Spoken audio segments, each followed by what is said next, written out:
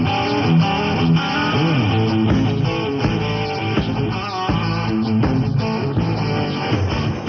on the scene of a large warehouse with a working fire. Engine 2's command offensive mode. Give me the balance of a first alarm. Engine 2's north side accountability. I'm Scott Grain. I was the captain on Engine 2 on the day of the fire on Central and Buchanan. And was initially dispatched as a 2 and 1 with Station 1, and I believe Engine 8 was on the initial sign. When we turned on to Buchanan from 1st Street, we could see the fire. It was already in one of the warehouses about mid-block, and so Engine 2 laid a supply line off the corner of Buchanan and 1st Street, about halfway down the block, and we set up our stand gun to keep the fire from spreading to the east. We pulled a 2-inch attack line, and Ladder 1 had pulled in right behind us. Ladder 1 got their circular saw out and started cutting the roll-up doors on the north side of the warehouse where the fire was working. And we tried, initially thought about advancing that 2-inch line into the warehouse, but with the volume of fire and the condition of the building, it wasn't a good option to take.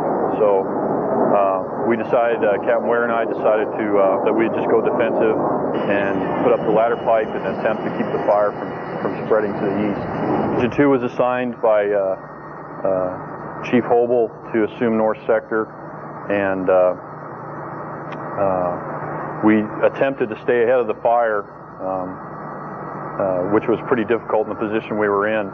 The fire completely spread to all the buildings on Buchanan between Central and 1st Street, and at one point in time, Captain Ware decided that Ladder 1 had become an exposure and that we'd have to reposition it or risk losing it.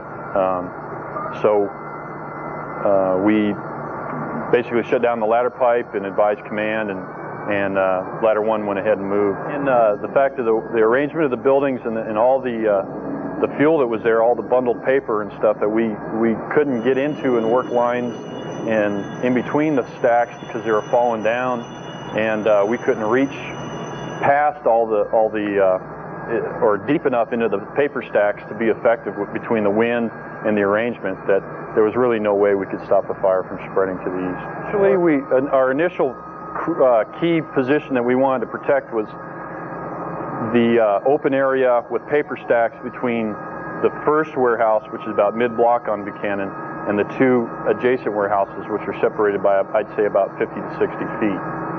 And that's where we spotted our truck and float our stand gun and try to put a large bore hand line on the main body of fire at the same time. And that, because of the wind and the fire load, we weren't in our position, it wasn't effective.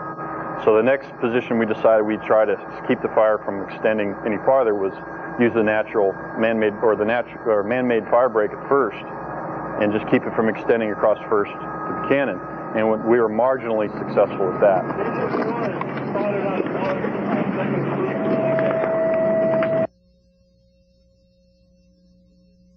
I'm Dave Ware. I happened to be CMing on Ladder 1 last Saturday when the fire was dispatched. We pulled up.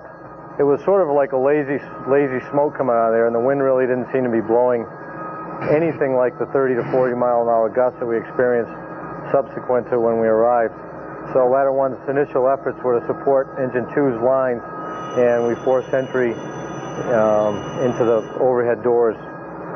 Initially, when we opened them right up, you could tell that they were just about almost all fully involved. We hit them briefly, and we just weren't making any difference. So Scott and I discussed that we weren't making a difference. It was time to go defensive. At that point, it seemed like the wind got turned on. It seemed like it went from just a light breeze, maybe 5-10 miles an hour, to probably 30 or 40 miles an hour. It just seemed like there was an incredible firestorm. We had a big problem with access from an aerial perspective with regard to power lines. Because that's an old warehouse district and basically an industrial type area, there was a lot of high power lines. That really didn't allow us a lot of really good vantage points to go defensive. And when we added fire to those poles and to those lines, it sort of made things a little more interesting when they began to arc. At one point I remember looking down to, I believe it was 1st Street in Buchanan, and I think engine 21 was there, and there was a big power line that was laying over the top of it. And it was at that point, I think, that I was reminded that as long as we don't get anybody killed here, if we can stop it at 7th Street, I'd be happy, because it just seemed like it was going to go forever. The cardboard boxes that were just to the east of the warehouse that was involved, at that point weren't involved in fire. So we backed up a little bit. We put the turntable right at the corner of the second warehouse that was adjacent to the initial one that was involved, but we still had probably 100 feet of what was uninvolved cardboard boxes at that time. We got the stick up, we started to hit it, and it just went right by us. And I'm not sure if there was some fire to the south that we just weren't able to hit, or if we could have had all the horses in the world or all the GPMs in the world, we weren't going to stop it, because it just seemed like it went by us like we weren't even there. At that point, we were thinking, okay, we've got a brick wall here, if we can just keep it out of this warehouse. It seemed like no more than about 4 or 5 minutes later, I was with firefighter Don Lona at the time, and we looked into the warehouse, and we could see active fire at the top of the warehouse. And it just seemed like one more thing that wasn't in our favor. Within 5 to 10 minutes, it seemed like that whole warehouse was fully involved. At that point, it was time for ladder 1 to move, because the wall in the initial warehouse had already come down, and I figured it wasn't going to be long before the wall in the second one was going to go as well. At that point, engine 2 still had their stang on. They were holding it a little bit in check and basically protecting us. We were able to put the stick down. The guys from ladder 1 did a great job. Engine 8 to command. Hey, you're going to go in from the north side?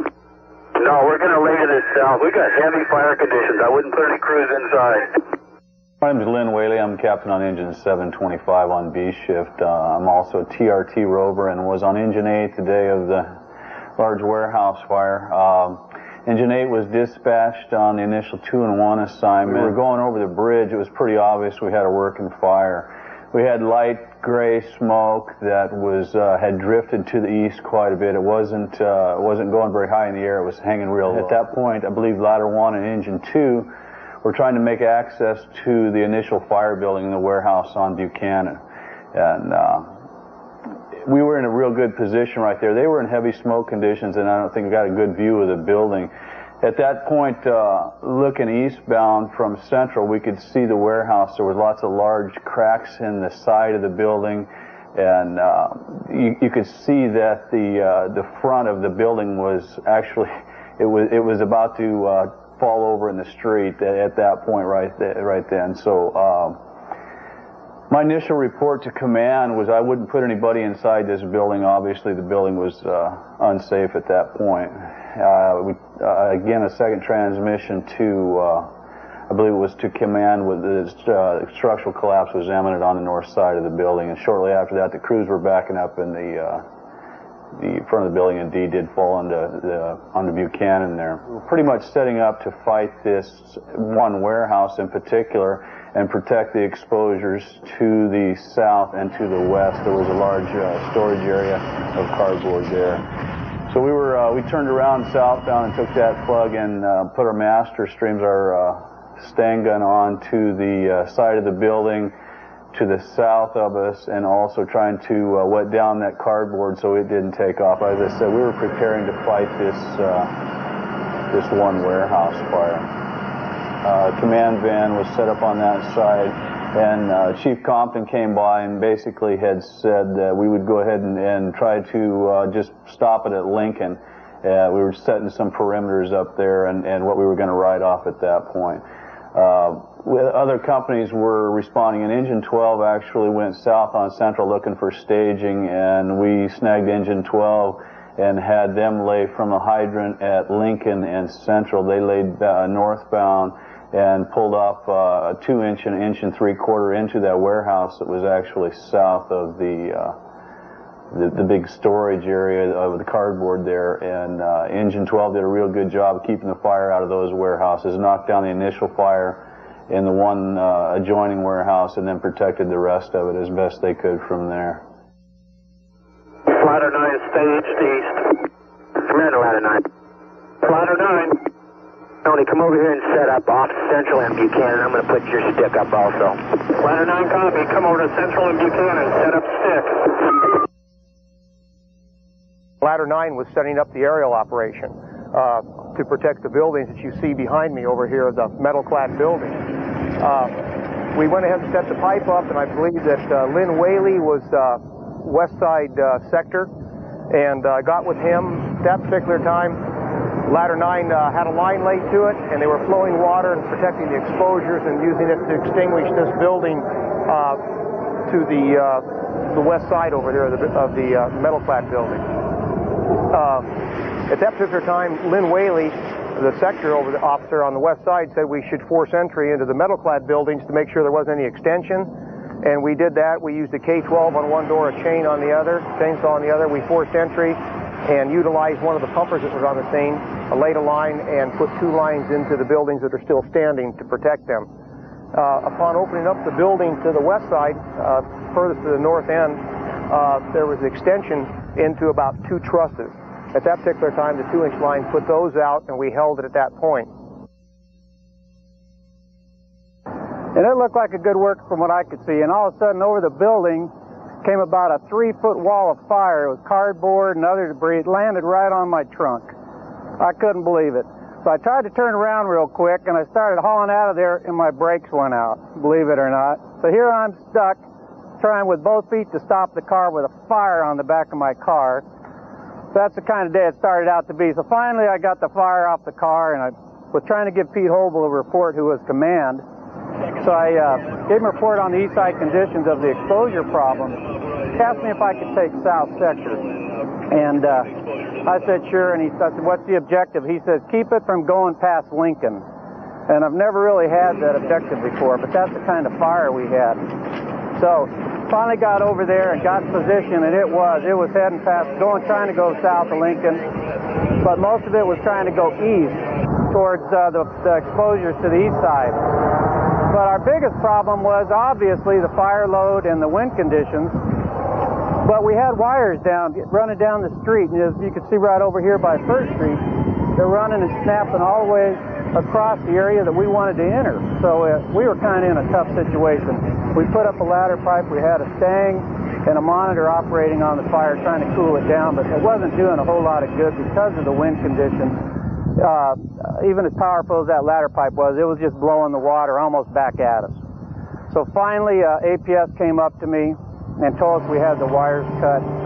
So we the crews are ready to go. I had engine 1, 17, 9, and ladder 1 had extended some lines, were already in position, so we brought the lines down onto the east exposures here, because we had fire burning on the building to the east on the roof, and so I wanted the companies inside to check for extension into the attic and also get ladders up on the roof to put out the spot fires that we already had. I mean, we had fire going, or trying to go all the way to 2nd Street, so the companies, this wasn't a 1-bottle fire to these guys. It was a 3 or 4-bottle fire, and they all did extremely well. They were exhausted afterwards because of the work that they had to perform, but they just did an exceptional job, and I was proud of them.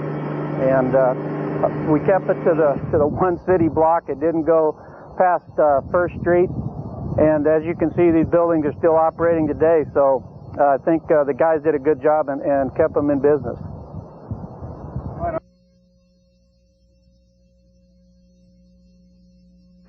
Okay, my name's Kevin Riley. I'm the on-duty fire marshal on B shift.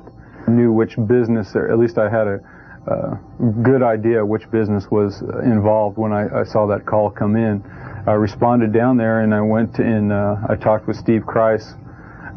He gave me the assignment of taking on East Sector, and my direct responsibility at that time was to cut the fire off from the east. The wind was blowing eastward at that time. About, the reports were 45 to 55 miles an hour, and I felt that looking at it from Central, where I was located at that time, that I'd be able to get that thing cut off before it got to First Street. And the interesting thing about that is, by the time I got to First Street, I took a look, and it was already halfway to 2nd Street. We had a large volume of fire that had already lapped First Street.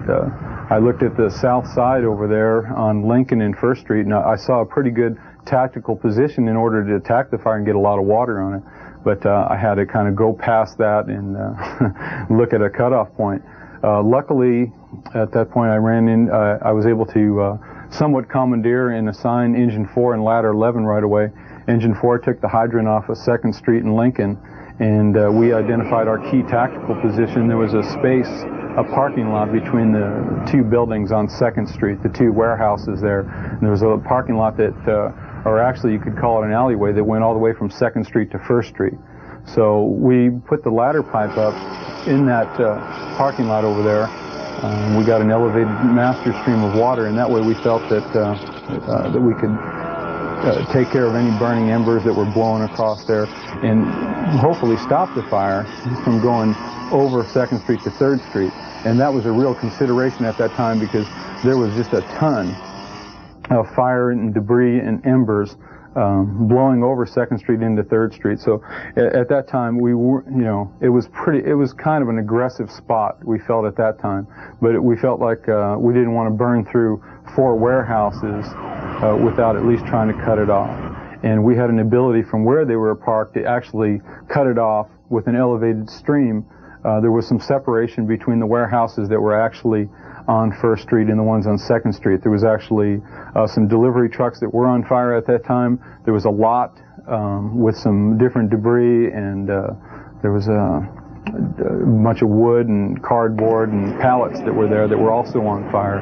But we were able to knock those things down initially, start knocking down the main bulk of the fire, and also we put the ladder pipe in position to also keep it from extending over 2nd Street into 3rd Street.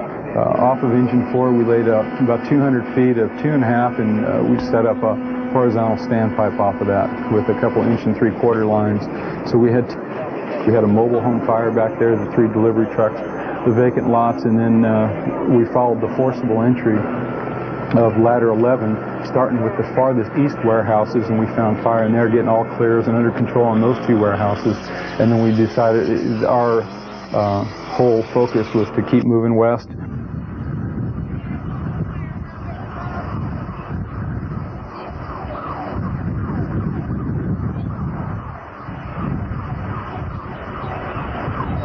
We forced entry into the 2 warehouses that were on 1st Street.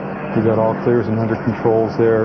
And then after we achieved that, and we finally got some final extinguishment and overhaul accomplished, now we're probably talking, an hour and 45 minutes into the event. They made a dramatic stop on that fire. I think that was actually the point where we made a stop and were able to move forward to begin extinguishment and control that fire in some real adverse conditions. So again, my hat's off to all the guys who work so hard on the east sector.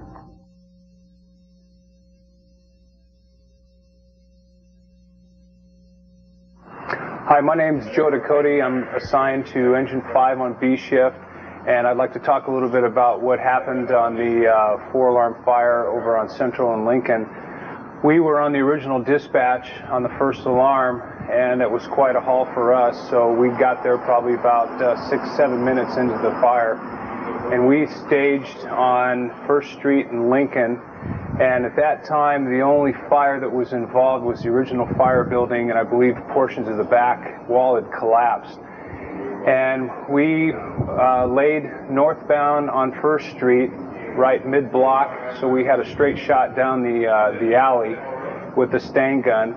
And we laid a line into there, applied the stain gun, and at this time the fire, the wind started picking up and seemed to shift a little bit from the north to the south and got into the cardboard boxes, the big lot that we were right next to. And once it hit the cardboard boxes, all hell broke loose. It created such a vortex that I don't know if anybody saw any of the highlights, but it was literally a fire tornado, and it came ripping up the alley probably as fast as you can run. And when we had retreated, the plug person was just coming back to the truck, so it was probably less than 2 to 3 minutes. So we had a couple power lines falling down, and that made it difficult to get the truck out. We basically stood at Lincoln and First Street, and we hooked up with Engine 4. They had gone down another block to try to cut it off on 2nd Street. So we hooked up with Engine 4 and took a line up the alley westbound so we could see the truck, and once power was cut off to that grid, we made efforts to get to it, but apparently Don Lona had already gotten into the truck, and Engine 21 was moved out of the way, and he drove it into where it didn't have any fire impinging on it. A couple things that I want to bring up is Jack Dale did an excellent job. He hit the sprinklers, which I believe saved the truck. They did an outstanding job that, and then with the stain gun, I think took a lot of heat off of the vehicle, because there was a semi-truck that was probably no more than 25 feet away from us, and it literally burned down to the ground. It was about 6 inches high when we went over and looked at it. Another key thing was the wind. The wind kicked up, probably it seemed like 50, 60 miles an hour, and then with the fire and the fire load, which was literally flying through the air, that made it quite difficult. And I think pretty much for the most part the fire did actually cross First Street. It just literally came right over the top of the truck. But I think everyone did an outstanding job. We could have lost a lot more warehouses over there, and that's about it. I'm Pete Hobel. I was Battalion 1 B shift on the day of the Central and Buchanan 4th alarm fire. I got in on the scene fairly quickly with the Station 1 units. Engine 2 and Ladder 1 came in first. I was right behind them. When we first got on the scene, Engine 2 reported they had a working fire in a warehouse. They laid a supply line in. They were having Ladder 1 force entry on the front doors. While they were doing that, they were actually on Buchanan. I circled the block to get a couple other views of the fire, and so I came up over on the central side. At this point, we just had smoke showing from the building, actually no fire. Had a little bit of a wind. Fairly early in the fire, it looked like we had one warehouse on fire with a separation between the most severe exposure, which was probably 40 or 50 feet. At one time, that was a warehouse. So, and now it was just all the boxes stacked up into that warehouse area. So, say initially, it didn't look like we were going to do anything but burn down one warehouse. That was kind of the forecast that I saw it as. Some of the reports I got from the initial reports were that they put a stang between the two buildings, knocking down the fire that was going to get in between the two buildings. And like I say, we felt fairly confident that we were going to hold the fire at that point. Shortly thereafter is when the wind picked up and everything changed. When I arrived, is that I came on the first alarm, got there on the scene probably 5 minutes after Pete had been there. In essence, I assumed the senior advisor role and got in the Suburban with Pete, and pretty much had what appeared to be a fairly good plan in place. Is that the plan was fairly straightforward. It was going to be a defensive fire. From the onset, there were some cracks in the building. The wind really hadn't started to blow in at least as hard as it did throughout the fire, yet. But doggone, once the fire vented, is that the wind took off and that thing really started to get going. But like I say, the initial plan was a defensive fire that Pete relayed to me anyway. It was a defensive fire. Put ladder pipes on the corners, pumped water and just put it out like we've done with warehouses downtown for the last 10 or 15, 20 years.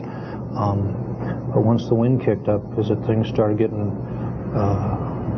out of control a little bit, and troops really had to scramble to get through the process and get this thing put out. I tell you, we had a lot of different things that happen that make a fire difficult to manage. In fact, if you take, I jotted down about 6 or 7 of them before I was coming over here. If you just take one of them and throw it into a typical fire, it can make things go bad. The things that we were dealing with, that we ended up dealing with at one time or another, and a lot of them all at once, was initially the wind. The big wind came up and just seemed instantly that we had 40 to 50 mile an hour wind.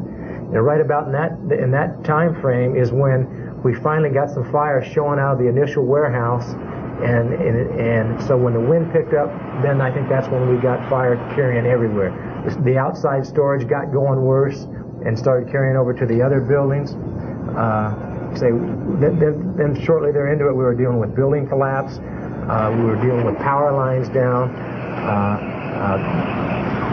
Crews did have to take a little bit different route and get into the fire, so that affected our response. We had a fire truck that was exposed to fire and damage. We ended up with multiple buildings on fire as opposed to just one. And then just another thing that we don't see a whole lot in Phoenix is that we ended up with fire just in a large geographical area. I mean, we had basically blocks of buildings that were either involved in fire or exposed as fire. So like I say, we had our hands full with just any one of those elements happening, and they all just seem to happen on that particular fire. As an incident commander, when you start getting reports that we've only got one or two other warehouses burning behind us, is that kind of shows what kind of day you're going to have. Is that the wind came along on this thing? Is it we were handling warehouse fires with 2 and 1 assignments. And in the past, we did those with multiple alarm assignments. Without a doubt, like Pete is saying, the wind coming along, kicking this thing up, and anytime you get an area this big that's on fire, it starts creating its own winds on top of it. Is it we kept it from in reality, kept it from doing much damage past 1st Street. This thing had the possibility of going to 3rd, 4th, or 5th Street. I mean, there's no doubt that the individual firefighting efforts by all of the folks that are on the scene is what made the difference in this incident. You know, what was different about this when it came to the sector's request to command is they weren't requesting another company. They were requesting 2 and 1s. You know, so I mean, they were needing a lot, and we were giving them as much as we could give them as quickly as possible. So, yeah, I doubt that there was a whole lot of time in staging for there to be a whole lot going on other than getting ready and finding out where you were going. You know, and the companies, so you can't say enough about what the individual companies did and the individuals on those crews did, but they all pretty much worked within a sector, worked for a sector officer, even after some of them had to move. I mean, there were some fire trucks that had to move on this incident, but one way or another they ended up being realigned in a sector. So those type of things are things that just make the system work that much better for everybody, and everybody kind of understands their role. And from a command team standpoint, you know, like I say, we didn't get a whole lot of good news for a long time in that command van. In fact, it was probably, 45 minutes to an hour where we just kept hearing, more buildings were burning or something else bad was happening. So there wasn't a whole lot of good news for a long period of time. But like I say, we were set up in there pretty well. We had myself was the initial command officer, and Steve, and then Ned Dunnington, that was the command team, basically in the front seat there. And say it was a tough one, but it was very workable, and we worked well together as a team. There was a lot of command experience really sitting at the table there, so it wasn't like we'd seen this many buildings burning before, but we had enough experience behind it that we worked together pretty well as a team. Didn't get too pumped up about it, just kind of kept going with what we had. Well, you've probably spent the last half hour or so looking at just a complete overview of the fire at Central and Buchanan, at least that started at Central and Buchanan.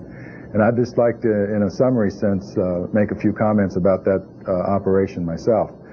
First of all, as you've seen through the entire program, that was an extremely fast-moving fire. And for the better part of an hour and 20 minutes, there was absolutely no good news at all received at the command post. And I would imagine that the people operating out on the fire ground kind of felt the same. At least that was what I sensed, is that there was just a lot of work to do in a lot of different places by a lot of different people. One of the things that really stands out there, though, and there are several, but one is the aggressiveness of the fire companies and the sector officers in that situation. We had 2 or 3 situations that I'm aware of where companies were on their way to assigned positions only to come across another building that was burning east of the fire primarily. And they took the initiative to deal with that situation that they had encountered. Now, although that's a part of our system, the imminent hazard situation certainly is covered in our system. It isn't the type of thing that you really want people doing frequently. You want to stay with the plan, take on the assignments that you've received, and go on about your business. But in a situation like this, I think it was impossible. In fact, I know for a fact it was impossible for command to have possibly been aware of all the priorities at that incident. and then been able to take them one at a time and prioritize assignments to them the way we do so many times, just because the thing was moving so quickly and you couldn't get a grasp of the perimeter. So one of the best thing that occurred with regards to that when it happened is the companies that self-assigned or went to another assignment in lieu of what they had already been asked to do got back with command and made certain that command understood that they were working in a different location, what it was they were doing, and that command needed to reassign their previous task, which really is a key part of that when it occurs in an incident. And it occurred here 2 or 3 times. I was in the command post for darn near that entire incident, and I can tell you that the companies and the sectors out on the fire ground were tremendous. The commanders were tremendous. It was just at no time did people seem to be rattled by what was going on, and I mean, like I said a few minutes ago, it was really moving quickly, and a lot of bad news coming into that command post. Also, the people in the dispatch center. Again, I don't know if you all are aware or not, but it was very, very busy with other activity in the city while this was going on. And on several times during the incident, I communicated with the dispatch center, and it was very difficult for them to keep the rest of the city covered.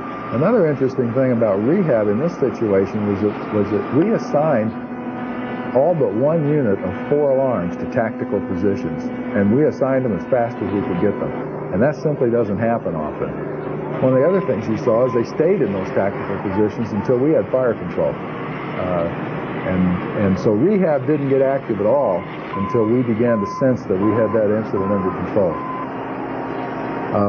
One of the things that I thought was interesting there as well is I said a few minutes ago that we had an interesting time trying to determine the perimeter of that fire. Early on in that situation, and in fact it was while the second alarm was still responding for the most part, we made the decision to essentially ride off from Buchanan to Lincoln from Central to 1st Street, with the exception of 3 warehouses that were sitting at the corner of Central and Lincoln. And other than those 3 warehouses, we were operating from the full assumption that we were going to lose that block just as we did. The emphasis for us, as it turned out being for you as well, which is just a fantastic link in that, was that we have got to cut that thing off at 1st Street. And although it crossed 1st Street, all of our offensive firefights, with the exception of that one string of warehouses in Central, occurred east of 1st Street. In fact, mostly between 1st and 2nd Street. So just an exceptional job, I think, of reacting to that perimeter. So it was just a tremendous example, I think, of the work that all of you have done in developing that system over a long period of time. And I guess to a large extent it was payday for that investment, and you all ought to really be proud of yourselves.